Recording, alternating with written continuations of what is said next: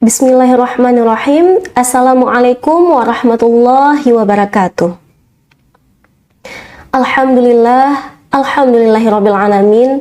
Wabihi nasta'inu ala umuri dunya waddin. Assalatu wassalamu ala asyrafil anbiya'i wa mursalin wa ala alihi wa ashabihi ajma'in.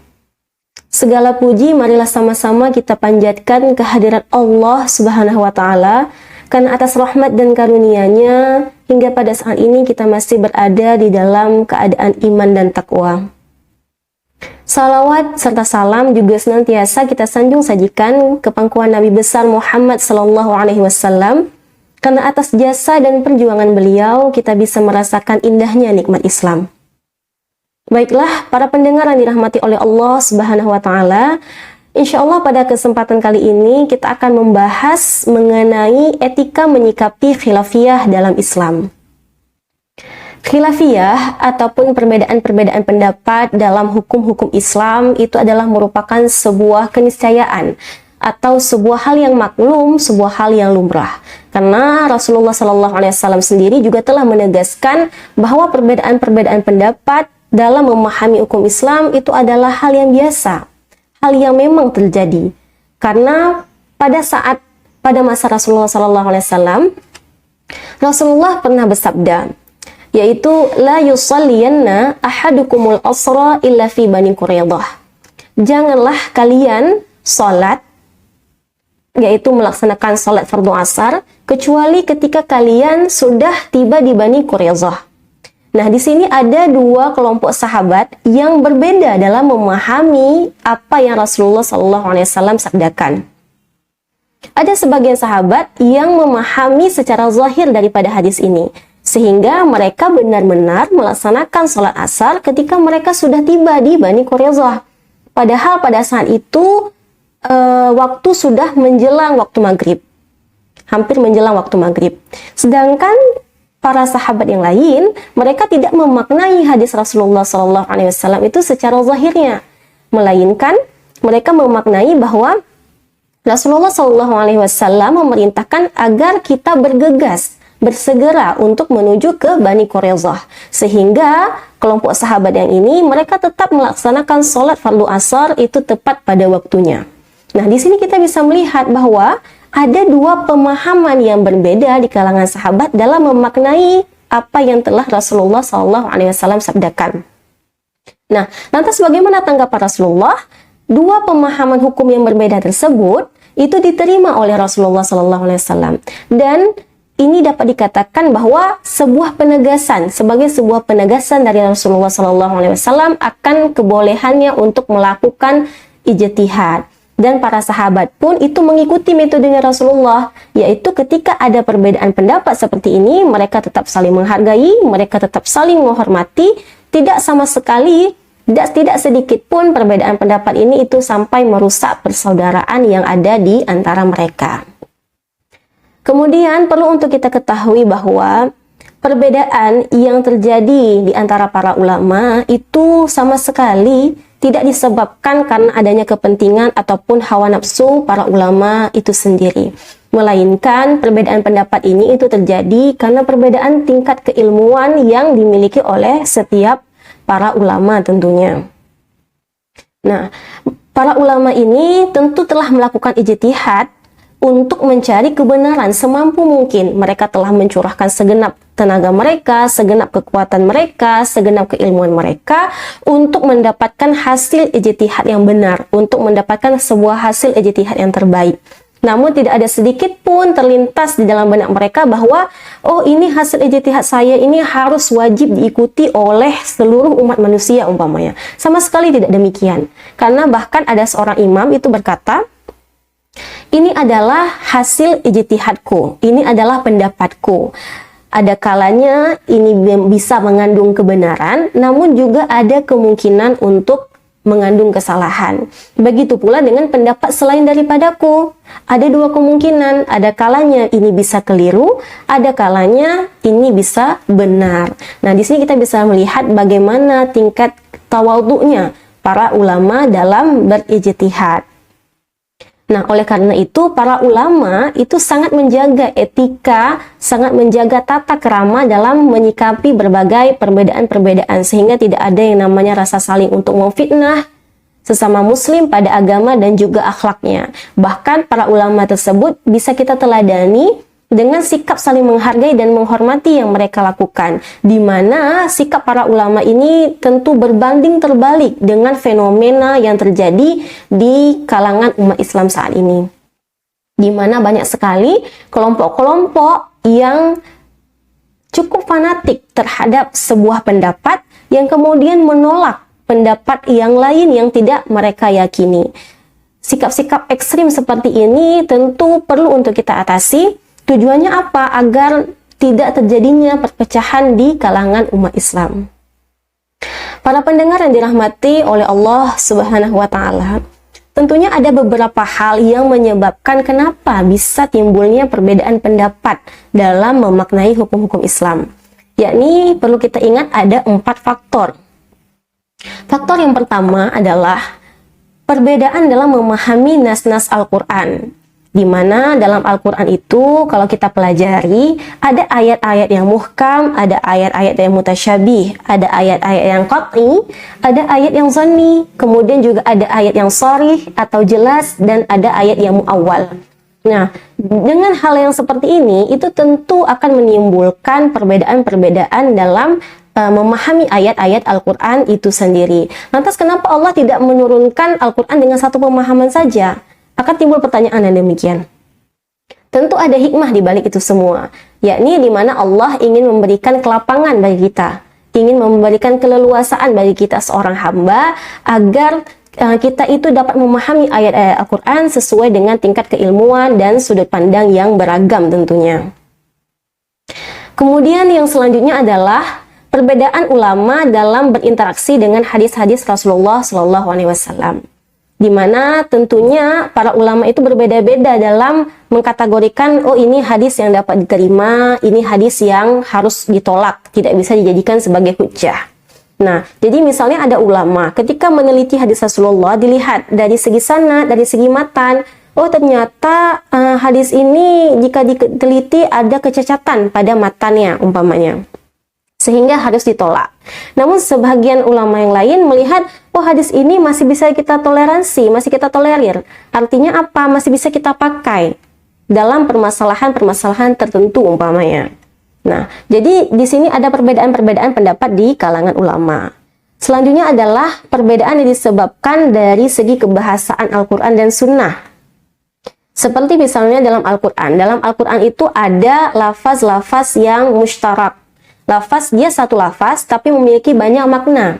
Contohnya dalam Al-Quran seperti wal mutallaqatu yatarabbasna bi anfusihinna thalathata quru. Thalathata quru itu ada ulama yang memaknai dengan 3 kali suci. Ada pula ulama yang memaknai dengan 3 kali haid. Nah, di sini kita bisa melihat hal-hal seperti inilah yang menjadi ladang subur untuk timbulnya perbedaan.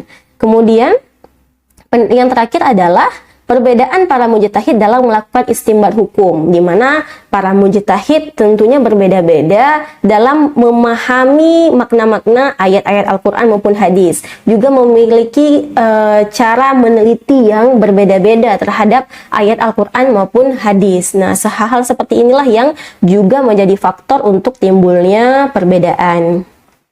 Para pendengar yang dirahmati oleh Allah Subhanahu wa Ta'ala, Syekh Yusuf Al-Qaradawi itu mengatakan bahwa sesungguhnya perbedaan ijtihad itu adalah merupakan suatu hal yang baik. Karena kenapa? Karena perbedaan dalam berijtihad itu dapat memperkaya khazanah fikih Islam. Bahkan juga dikatakan oleh seorang khalifah, yaitu Khalifah Umar bin Abdul Aziz. Beliau ini adalah merupakan khalifah dinasti Bani Umayyah yang cukup populer karena Bani Umayyah cukup maju pada masa pemerintahan beliau. Beliau mengatakan, aku tidak menyukai melainkan adanya khilafiyah di kalangan para sahabat. Karena apa? Karena kalau semua mereka memiliki satu pendapat, sungguh akan menyulitkan umat Islam yang datang setelah mereka. Jadi sebenarnya jika kita pahami bahwa perbedaan pendapat ini justru memberikan kelapangan bagi kita umat Islam dalam menjalani hukum-hukum Islam itu sendiri. Namun perlu diingat bahwa perbedaan itu diperbolehkan selama masih dalam batasan-batasan dan koridor-koridor yang benar. Jangan sampai melenceng daripada sumber pokok utama, yaitu Al-Quran maupun hadis. Di mana perlu kita ketahui ada perbedaan-perbedaan yang dilarang di dalam agama Islam, seperti perbedaan mengenai persoalan akidah. Persoalan akidah itu tidak ada tawar-menawar. Persoalan akidah ini merupakan suatu hal yang qat'i, tidak boleh ada perbedaan ataupun perpecahan di dalamnya. Kemudian, yang lainnya adalah perbedaan yang disebabkan karena mengikuti kepentingan ataupun hawa nafsu dari orang yang berijtihad tersebut dengan tidak menghiraukan dalil-dalil syara ataupun menyalahi dalil-dalil yang terdapat di dalam Al-Quran maupun hadis. Nah, perbedaan-perbedaan yang seperti ini itu justru akan menyebabkan perpecahan di kalangan umat Islam. Nah, maka dari itu sebenarnya para ulama ataupun para fuqaha ini juga telah meletakkan aturan-aturan yang harus dipatuhi, yang harus diterapkan dalam diri mereka, yaitu akhlak dan juga etika dalam menyikapi perbedaan-perbedaan pendapat.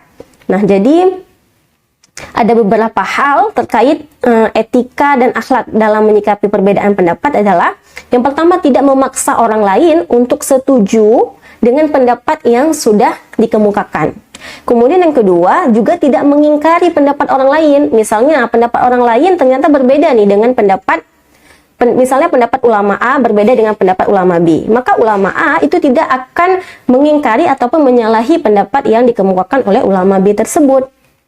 Kemudian yang selanjutnya adalah tidak malu untuk mengakui jika seandainya hasil ijtihad yang dilakukan itu salah ataupun keliru. Tidak ada sedikit rasa malu untuk mengakui apa kesalahan dalam hal berijtihad dan mau menerima masukan akan hal yang benar. Baik, walaupun masukan tersebut adalah dari pihak yang lain umpamanya.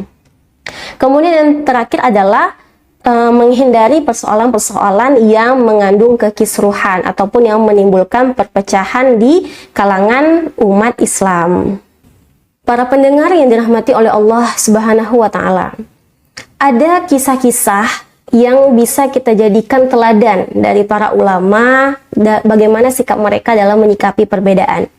Seperti kisah Imam Malik dan Imam Ahmad bin Hambal. Dikisahkan bahwasanya Imam Malik itu diajak untuk bermusyawarah dengan Khalifah Abu Ja'far bin Mansur. Di mana Khalifah Abu Ja'far bin Mansur ini mengatakan bahwa bagaimana jika kitab Muwatta itu adalah kitab karangan daripada Imam Malik, itu dijadikan panduan bagi masyarakat dan kita meninggalkan ijtihad ataupun pandangan selain daripada kitab Muwatta. Lantas bagaimana tanggapan daripada Imam Malik? Imam Malik menolak dengan sangat tegas. Imam Malik mengatakan bahwasannya biarkanlah orang lain juga ikut berpendapat. Biarkanlah orang lain mengikuti apa yang mereka inginkan, apa yang sesuai dengan mereka. Sama sekali tidak ada Imam Malik berkeinginan untuk setiap orang itu wajib mengikuti apa yang beliau telah fatwakan. Nah, di sini kita bisa melihat bagaimana sikap tawadhu'nya Imam Malik. Padahal kalau seandainya diperbolehkan untuk memaksa orang lain mengikuti hasil ijtihad yang kita lakukan, tentu Imam Malik sudah melakukannya. Nah, di sini kita bisa melihat ada beberapa sikap daripada para imam yang menunjukkan etika mereka dalam menyikapi khilafiyah ataupun perbedaan pendapat. Yang pertama, para imam itu senantiasa untuk saling memuji. Suka sekali memberikan puji-pujian baik kepada gurunya, baik kepada murid-muridnya. Contohnya seperti Imam Malik. Imam Malik memuji kekuatan hujjah daripada Imam Abu Hanifah. Dikatakan oleh beliau, seandainya Abu Hanifah mendebatku bahwa setengah tiang ini terbuat dari emas dan setengah tiang lagi terbuat dari perak, sungguh ia akan mampu untuk mengemukakan hujjahnya. Nah, inilah contoh-contoh pujiannya. Kemudian dikatakan lagi, seperti misalnya Imam Asy-Syafi'i itu memuji Imam Ahmad bin Hambal. Beliau mengatakan, aku keluar dari kota Baghdad. Tidak ada yang aku tinggalkan orang yang lebih wara' yang lebih takwa, yang lebih faqih, yang lebih alim, kecuali daripada Imam Ahmad bin Hambal. Nah, di sini kita bisa melihat di dalam banyak kitab-kitab para imam ini bagaimana mereka itu saling memuji satu sama lain. Kemudian sikap yang kedua adalah saling menghargai dan menghormati sesama. Imam Asy-Syafi'i, kalau kita ketahui, beliau itu pernah melaksanakan sholat fardu subuh di dekat kuburannya Imam Abu Hanifah. Pada saat itu beliau tidak membaca doa kunut subuh. Padahal beliau itu adalah imam mazhab yang mengamalkan kunut subuh. Namun beliau tidak membaca kunut subuh ketika beliau melaksanakan sholat fardu subuh di dekat kuburannya Imam Abu Hanifah sebagai bentuk untuk menghormati Imam Abu Hanifah yang tidak membaca kunut subuh. Di sini kita bisa melihat bahwa rasa kasih sayang dan rasa saling menghormati di antara mereka tidak hanya ketika mereka hidup saja, melainkan bahkan ketika sudah wafat pun mereka tetap saling menghargai dan menghormati. Dan ini sangat berbanding terbalik dengan kondisi kita saat ini. Kita tidak baca kunut, dan baca kunut saja itu juga dari permasalahan. Apalagi di bulan Ramadan yang sampai saat ini itu tidak selesai-selesai mengenai sholat 8 dengan sholat 20. Yang sholat 20 menyalahkan orang yang melaksanakan sholat 8, yang melaksanakan sholat 8 menyalahkan sholat yang 20.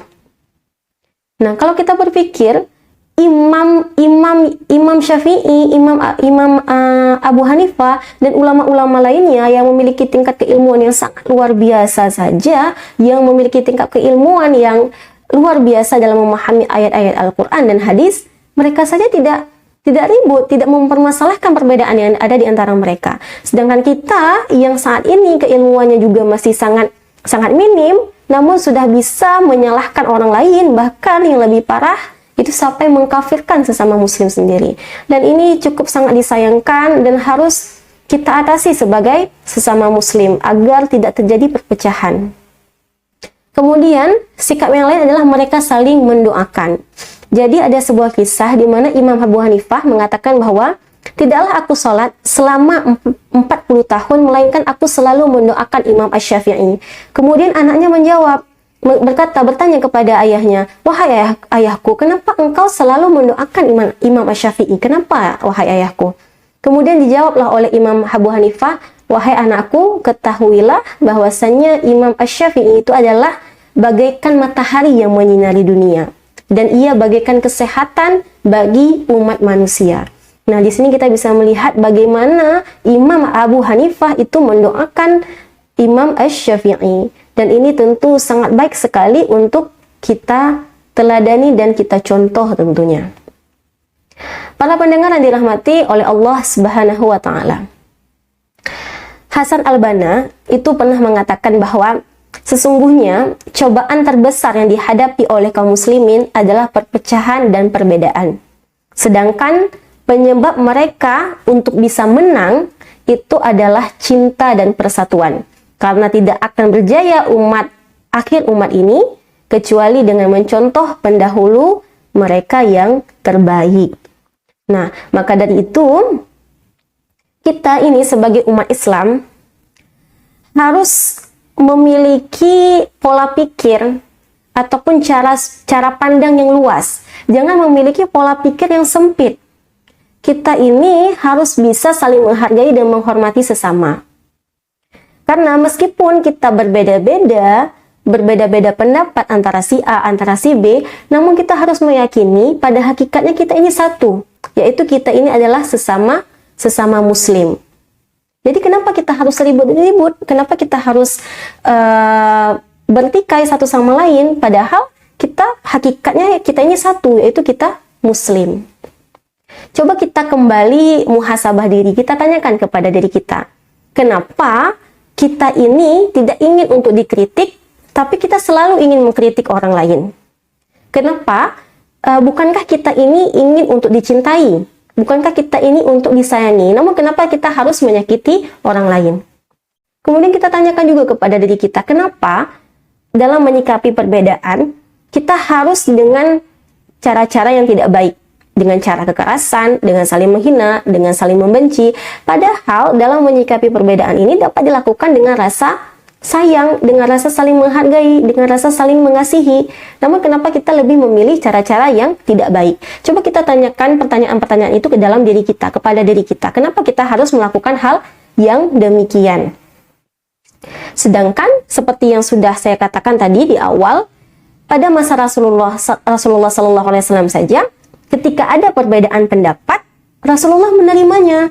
Ketika para sahabat berbeda-beda dalam memaknai apa yang Rasulullah Sallallahu Alaihi Wasallam sampaikan, Rasulullah menerimanya, tidak mempermasalahkannya. Begitu pula para sahabat, mereka tidak saling menyalahkan, bahkan mereka saling menghargai dan menghormati perbedaan pendapat tersebut. Padahal kita bisa melihat pada saat itu Rasulullah masih hidup dan para sahabat adalah orang yang paling dekat dengan Rasulullah Sallallahu Alaihi Wasallam. Namun mereka tidak pernah menyibukkan diri dengan yang namanya perpecahan. Lantas kenapa kita harus seperti itu? Kemudian juga para imam mazhab. Para imam mazhab mereka sangat alim, sangat memahami ayat-ayat Al-Quran dan As-Sunnah. Mereka berbeda pandangan, namun mereka tetap saling menghargai. Lantas kenapa kita ini harus bertikai, harus berpecah belah? Kenapa harus demikian? Nah, coba kita tanyakan pertanyaan-pertanyaan yang demikian kepada diri kita ini. Nah, maka dari itu, para pendengar yang dirahmati oleh Allah Subhanahu wa Ta'ala, hendaklah kita ini fokus untuk kembali kepada jati diri kita sebagai seorang muslim.